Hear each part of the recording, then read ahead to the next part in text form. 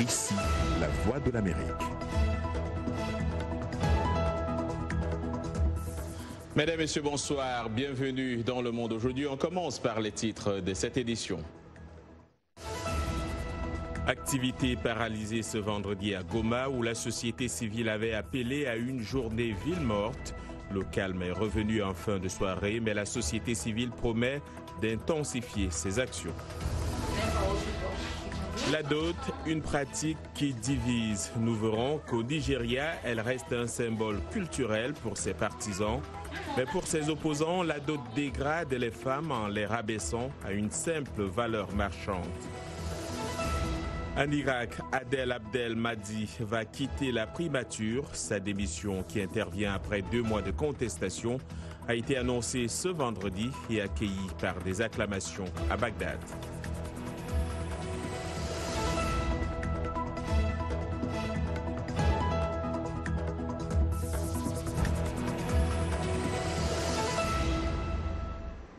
Bonsoir. À Goma, la journée ville morte décrétée par la société civile s'est transformée en grève dans certains endroits de la ville. La situation est redevenue calme, mais la société civile promet d'intensifier les actions si l'insécurité persiste dans la région de Beni. De Goma, la correspondance de Charlie Kasereka. Les activités sont restées paralysées dans une grande partie de la ville de Goma. Par exemple, au centre-ville, tous les magasins sont restés fermés toute la journée. Sur d'autres avenues, seules les officines pharmaceutiques étaient ouvertes. L'appel à la journée ville morte a été lancé par la société civile. La société civile ville de Goma a pensé que nous ne pouvons pas rester insensibles et nous devons soutenir nos frères, nos sœurs, nos parents, nos enfants, n'est-ce pas, qui sont en train d'être tués, lâchement tués dans la ville de Beni, sous la barbe de la MONUSCO et sous la barbe des FARDC qui sont d'ailleurs en nombre presque de 20 000 dans la zone.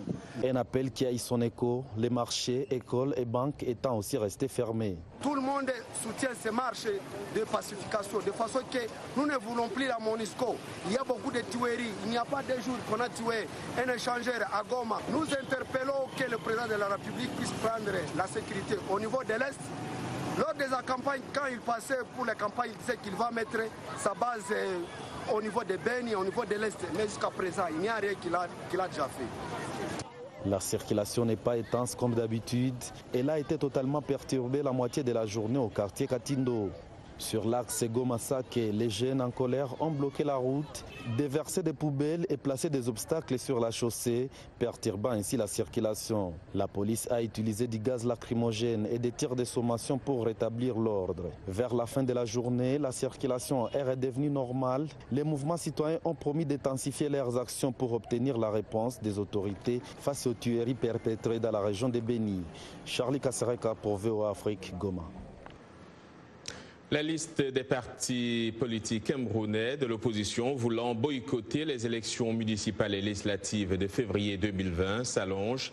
Après le MRC de Maurice Kamto, le SDF, principal parti de l'opposition, conditionne sa participation à la paix dans les régions anglophones du pays, selon son premier vice-président Joshua Ossi.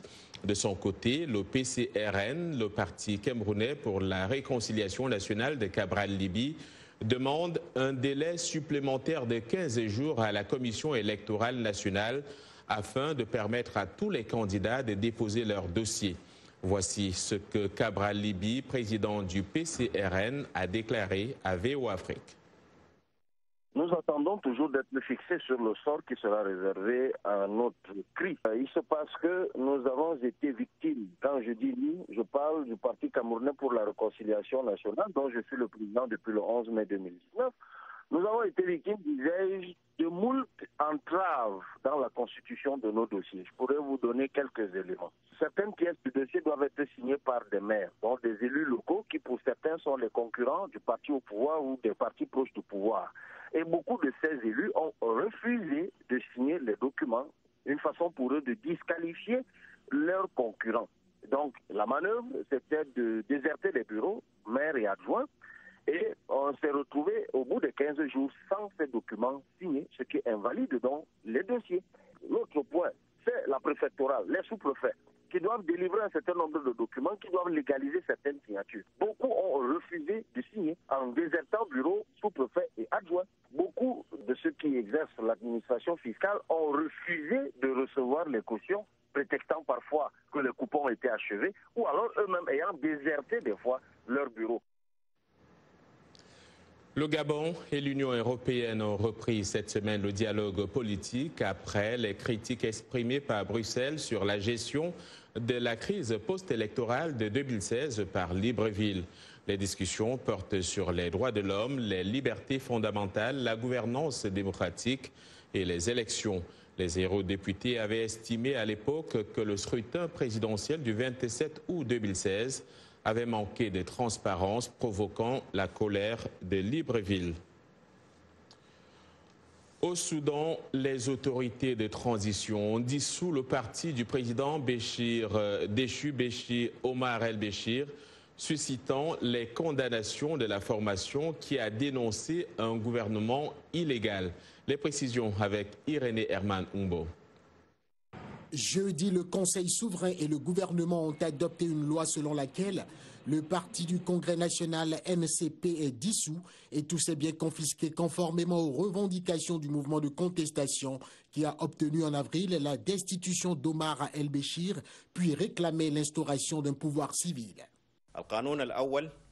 Premièrement, elle annule simplement toutes les lois relatives à l'ordre public qui, nous le savons tous, ont un impact sur toutes les familles ou la plupart des familles soudanaises, en particulier celles appartenant à certaines classes sociales qui ont été victimes de préjudices plus que d'autres en raison de l'application de ces lois.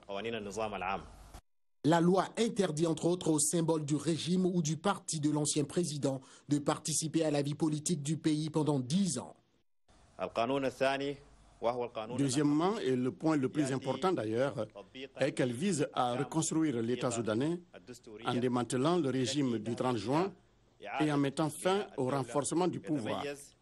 Elle dissout cependant directement le parti du Congrès national et confisque tous les avoirs et tout l'argent appartenant au parti et à toute autre institution qui en font partie. Ces avoirs seront sous le contrôle du ministère des Finances et de la Planification économique. Un comité devra être formé pour confisquer les biens du NCP selon le texte intitulé « Démantèlement du régime du 30 juin 1989 », date à laquelle Béchir a pris le pouvoir par un coup d'État soutenu par les islamistes.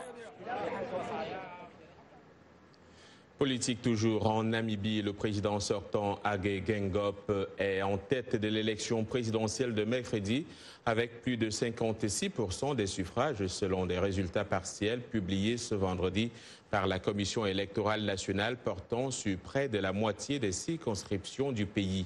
Le chef de l'État au pouvoir depuis 2014 porte-étendard de la SWAPO devance largement Bandouleni Itoula, un candidat dissident de la SWAPO qui a obtenu 29,4% des suffrages. L'Organisation du peuple du Sud-Ouest africain, parti au pouvoir depuis l'indépendance du pays en 1990, arrive aussi largement en tête des législatives avec 66% des suffrages exprimés selon ces mêmes résultats partiels.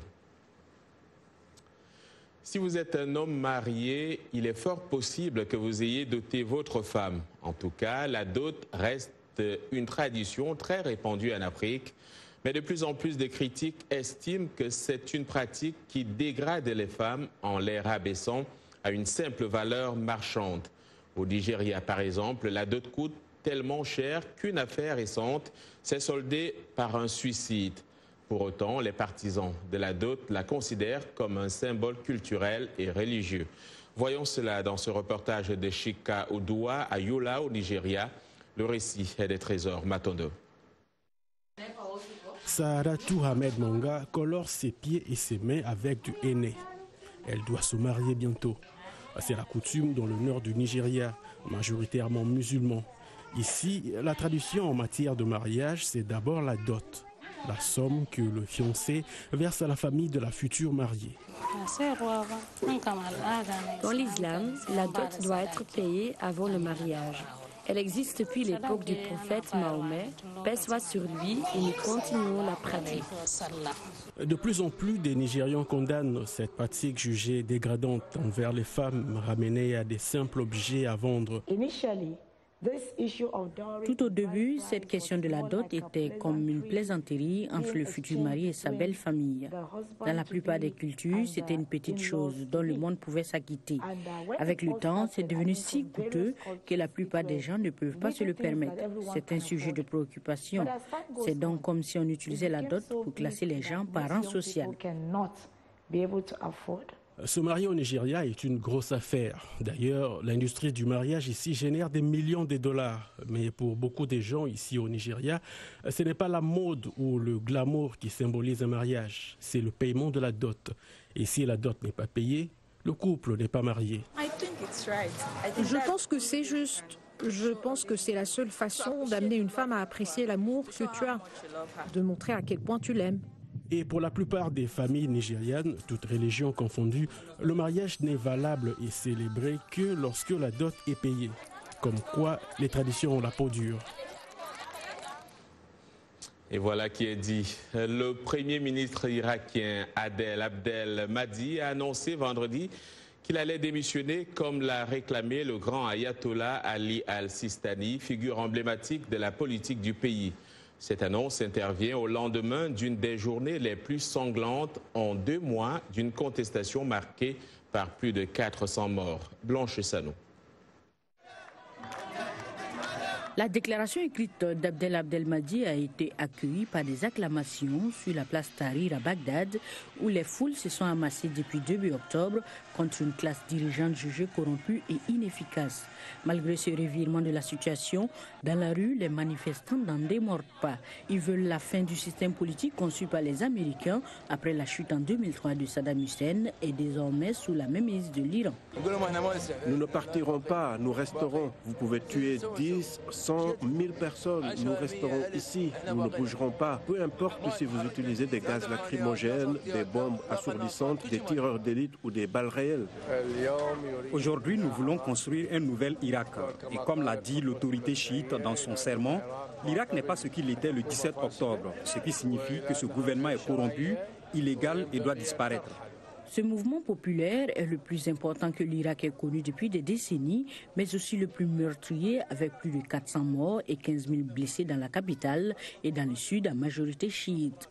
La désobéissance civile continue de bloquer écoles et administrations. Pendant des semaines, Al-Sistani avait appelé à la retenue lorsqu'il s'agissait des manifestants et avait exhorté les partis politiques à se montrer sérieux en matière de réforme. La temporisation qui est le moyen approprié pour surmonter la crise actuelle de manière pacifique et civilisée dans le cadre de la Constitution coûtera un lourd tribut au pays et tout le monde le regrettera. Aujourd'hui encore, un Irakien sur 5 vit sous le seuil de pauvreté et le chômage des jeunes a atteint un niveau record dans tous les pays. Tout a été mis en œuvre pour faire du sommet du 70e anniversaire de l'OTAN, mercredi à Londres, un grand moment d'unité entre les alliés. Mais 3 fauteurs de troubles, Donald Trump, Emmanuel Macron et Recep Tayyip Erdogan, pourraient gâcher la fête. Le sommet devrait être assez consensuel et se conclure avec l'adoption d'une déclaration brève, mais avec de la substance. Cela dit, 3 facteurs vont peser sur ce déroulement. Le comportement de Trump, celui de Macron et celui d'Erdogan, avertit le représentant d'un État membre. Et à Londres, justement, plusieurs personnes ont été grièvement blessées ce vendredi lors d'une attaque à l'arme blanche à London, sur la London Bridge.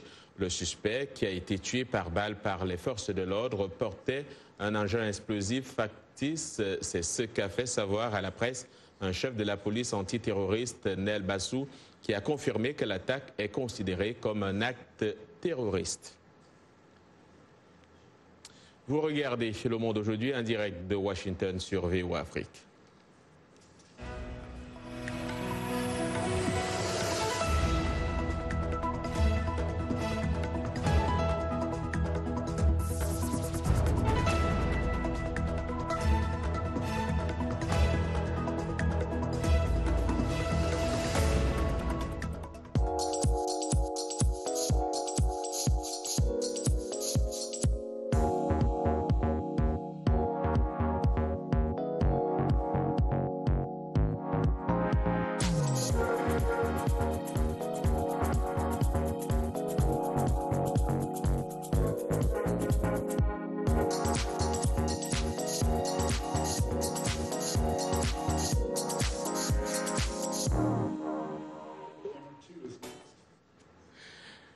Le Monde aujourd'hui sur VOA Afrique, les titres de cette seconde partie de votre journal.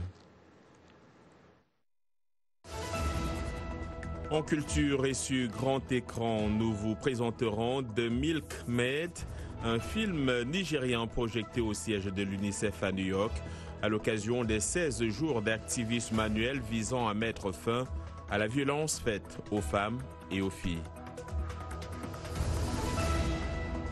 Dans ce journal et toujours en culture, nous vous ferons visiter le nouveau musée national de la République démocratique du Congo. Gianni Infantino veut une ligue africaine et $1 milliard pour construire des stades en Afrique. Le président de la FIFA l'a affirmé lors d'une visite à Lubumbashi en RDC, où le tout-puissant Mazembe fête ses 80 ans.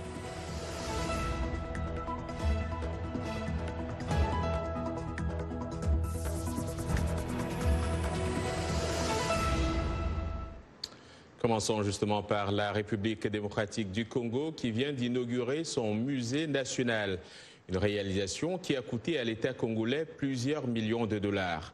Pourtant, le secteur culturel dans ce pays apparaît comme le parent pauvre avec environ 0,23% du budget national alors que la RDC est un pays dont la musique, la danse et les œuvres d'art continuent d'influencer le reste du monde. Reportage à Kinshasa, Anastasie Tudièche. En République démocratique du Congo, le budget alloué au ministère de la Culture et des Arts équivaut à moins d'1% du budget national, soit un peu plus de 21 millions de dollars. Comment transformer le secteur en puissance génératrice de revenus ? Une organisation de coopération culturelle belge, Africalia, a financé une étude menée sur 5 mois dans 3 pôles culturels du pays, Kinshasa, Goma et Lubumbashi. Le nombre d'emplois, le chiffre d'affaires, le modèle économique développé ou pas, la question des droits d'auteur, la question des marchés. Donc c'était vraiment important d'avoir ces données-là. On a pris 27 entreprises culturelles, structures culturelles à Kinshasa, Lubumbashi et à Goma qui font au total 3 500 000 dollars américains. Moustache Mourania est un acteur de l'industrie culturelle et créative heureux. Ce photographe basé à Lubumbashi a commencé par la peinture à l'Académie des Beaux-Arts de Kinshasa et réalise également des vidéos ou s'essaie au jeu d'acteur. Le jeune homme parvient, fait rare, à vivre de son art. Par exemple en Zambie, pour aller faire un shooting de magazine, ils avaient besoin d'avoir le même style qui est sur mon Instagram. J'arrive comme ça, je fais le travail, je gagne mon argent, je prends l'avion, je rentre. Mais tout n'est pas si simple. Parmi les obstacles que rencontrent les jeunes entrepreneurs, les impôts. Pendant qu'on est en train de souffrir, de galérer, de se battre même, des fois, on essaie de mettre même le nom de studio à l'extérieur. Chaque jour, on a un ministère de ça, on est de l'inspection de ça. Chaque jour, on veut qu'ils nous bouffent de l'argent. Autre difficulté, un faible pourcentage des quelques 80 millions de Congolais bénéficient d'Internet. 2 gigas, ça te prend 16 heures. Imagine un peu, donc on est coincé et tu passes pour un moins professionnel. Des actions et des mesures que Moustache Mourania appelle de ses voeux, mais qu'il n'a pas attendu, lui qui a financé ses premiers et coûteux appareils photo en vendant ses tableaux. Et j'ai travaillé, j'ai pris des cours, j'ai participé à des masterclass, j'ai payé des masterclass en ligne. Tout ça, c'est que je voulais que ça paye un jour. Et aujourd'hui, ça paye. Je vis qu'il y a de la photographie. Le développement de la culture était le 19e des 20 piliers de priorité présentés par le président Tshisekedi lors de son allocution au gouverneur en mai dernier. Anastasie Tudièche, VOA Afrique, Kinshasa. Culture encore au siège de l'UNICEF à New York, ici aux États-Unis, à l'occasion des 16 jours d'activisme annuel visant à mettre fin à la violence faite aux femmes et aux filles. Une projection inédite du film nigérian The Milkmaid a été organisée dans le cadre de l'initiative onusienne Spotlight. The Milkmaid, la laitière en français, est un film de Desmond of Biagele, un financier nigérian reconverti dans le cinéma. Ce film engagé raconte l'histoire de 2 sœurs dont les vies ont été bouleversées par la violence des insurrections militantes d'une région rurale du nord du Nigeria. Plus de précisions dans ce reportage de notre correspondante à New York, Dili Diko. L'histoire est celle d'Aïcha, une laitière peule confrontée à l'extrémisme religieux en Afrique subsaharienne. Séparée de sa sœur lors d'une attaque ayant décimé son village, elle part à la recherche de Zeynab, sa cadette enlevée par une bande d'insurgés. Obligée de s'adresser aux responsables de leur séparation, elle vit le sort des femmes affectées par la violence, l'exploitation, les viols et les mariages de fillettes. Il était important pour nous de faire ce film parce que souvent, en particulier en Afrique, il y a tellement de choses qui se passent que des réalités comme celle-là sont de plus en plus poussées au second plan dans les journaux et dans la conscience publique. Nous avons donc besoin d'un narratif et d'une documentation visuelle de ce qui se passe pour rappeler aux gens que le fait de ne pas entendre parler tous les jours de ces problèmes ne veut pas dire que la situation n'est pas aussi grave et tragique. Ce film, qui juxtapose les couleurs et la beauté de la culture Peul Hausa, est une représentation des épreuves traversées par les victimes de violences. Inspiré de l'image de 2 laitières Peul immortalisées au dos du billet de 10 naira, le film permet d'actualiser le contexte et de mettre en garde contre les dangers de l'extrémisme. Cette réalité est généralement mise en lumière lorsque vous entendez parler de campagnes comme Bring Back Our Girls. Mais la vérité est que le problème est actuel et nous devons arriver au point où nous disons cessez de prendre nos filles car c'est ce qui se passe en ce moment. Nous constatons que les histoires changent. C'est à la fois réconfortant et encourageant. Bien sûr, nous prévoyons de faire beaucoup plus. Nous ne nous limiterons pas qu'au Nigeria.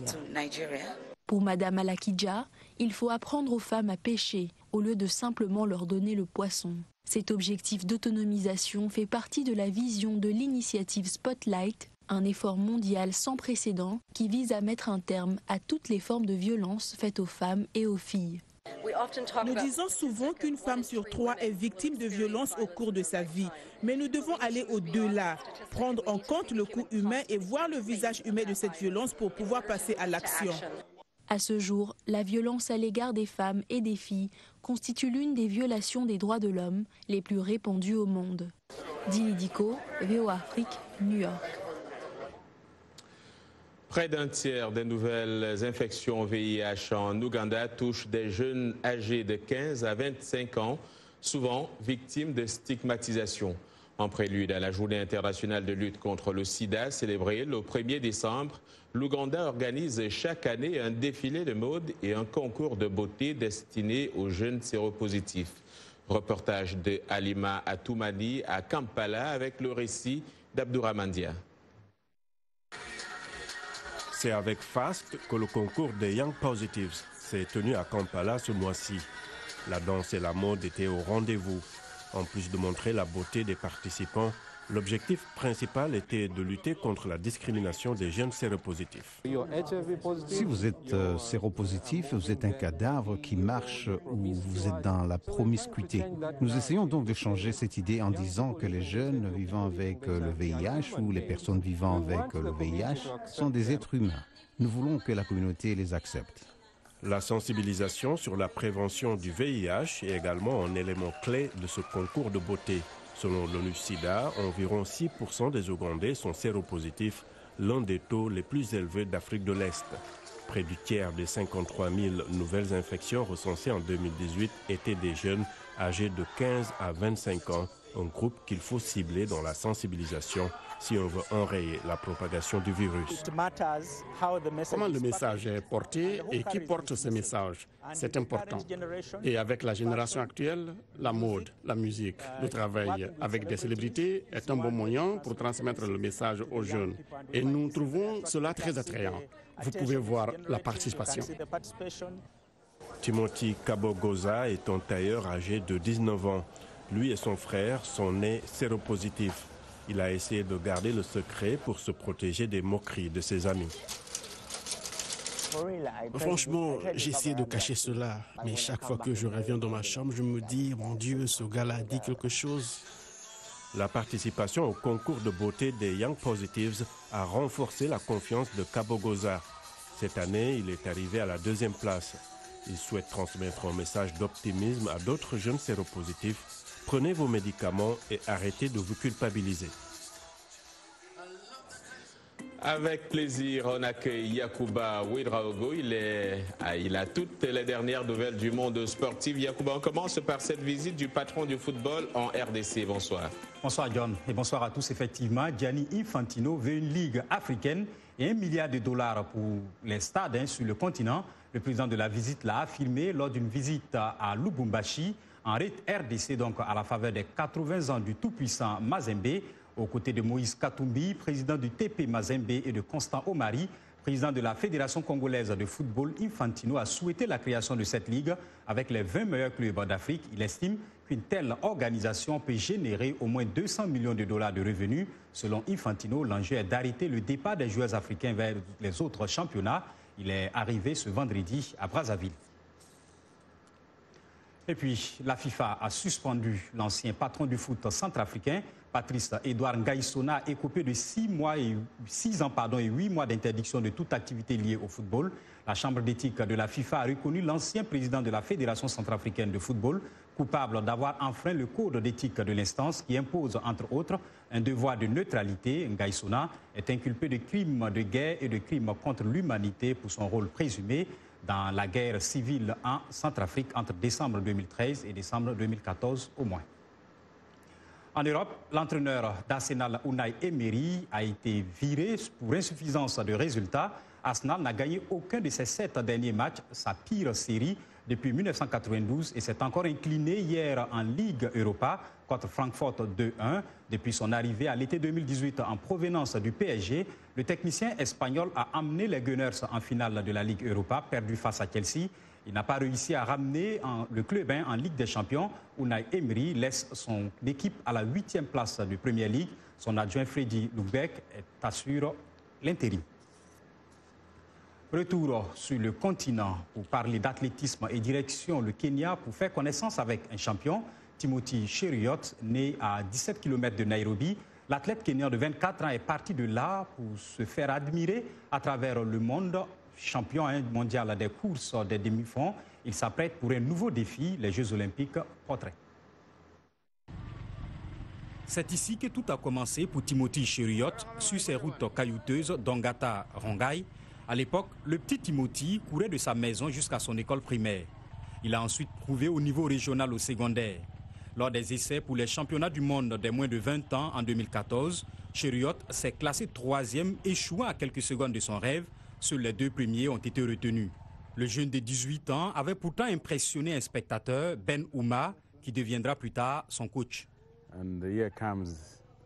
Voici un très fort gars du village avec un style de course très robuste, non pollu, non coordonné et qui a terminé 3e. Sans entraînement adéquat, sans technique appropriée, c'est alors que l'intérêt est venu que s'il pouvait courir comme ça et qu'il n'ait gagné rien sans que personne ne l'ait poli, pourquoi pas? Et il n'a pas eu tort. Cette année, son protégé a remporté le trophée de la Diamond League pour la 3e fois consécutive. En octobre, il a enlevé sa première médaille d'or au championnat du monde de 1500 mètres à Doha. J'étais sûr qu'un jour je serais un athlète professionnel parce que mon entraîneur Ben m'a toujours motivé. Il m'a dit que j'allais réussir, il m'a prodigué de bonnes méthodes d'entraînement puisque l'entraînement ici est impeccable. Prochain objectif. Fin de ce journal, bonsoir.